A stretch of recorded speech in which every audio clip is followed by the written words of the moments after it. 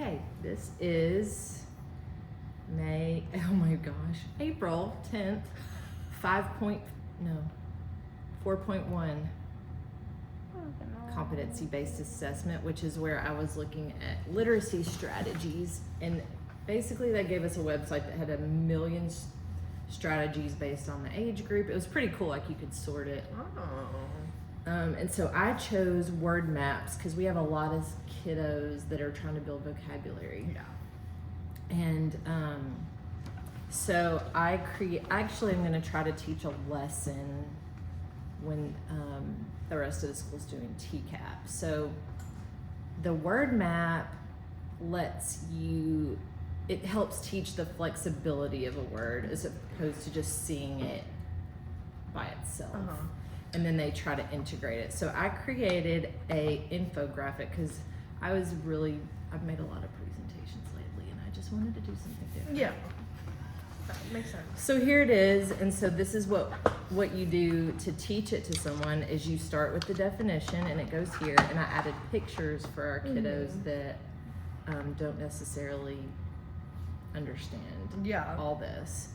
And so what I thought we would do is I would do one first and we would use the word brave and integrate this into a social emotional lesson. I have my braces in. So I thought we would start, and I would do it, and I would put this on the board and annotate it. Okay. And let them help me. Yeah. And we would talk about synonyms, which actually one of our kiddos is learning this in class right now. Oh, really? About synonyms. I talked to the speech pathologist, and that's going to be one of the IEP goals. Oh yeah, so this kid. 3rd grade is doing this. So I thought that would be good practice for her. And then we write it in a sentence, and then for our kiddos that can't quite get that, we'll do sentence stems, and I have a list of sentence stems. And then they, of course, can all draw a picture, most of them. And I thought since our word is respect, our school-wide word is respect, I thought that would be the one that they do, and maybe we could put them on. That's a great idea. Yeah, so like, we'll do a really good job. Yeah. They have to look great. But I think that I think the goal of the word map is it deepens your understanding of the word. Yeah, no, I like that. And I like that with the word map, you could do the synonyms.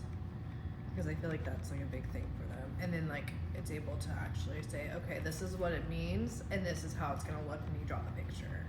Or write it in a sentence. Like, it's like putting a word into their life, and like, it's not just an abstract idea, it's like a concrete idea. Or something they have to memorize or whatever.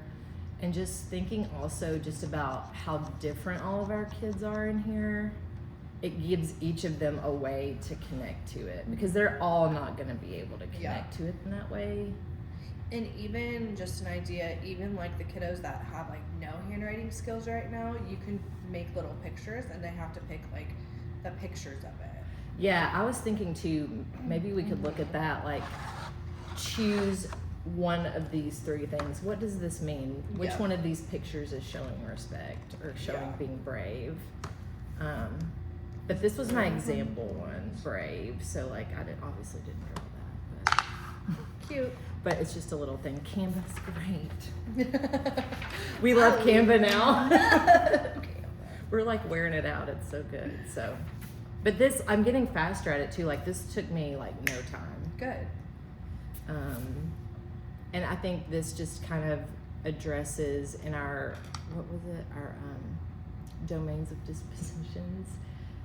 Equality. Educational equality and equity, because we're trying to give everybody an opportunity to learn this. So,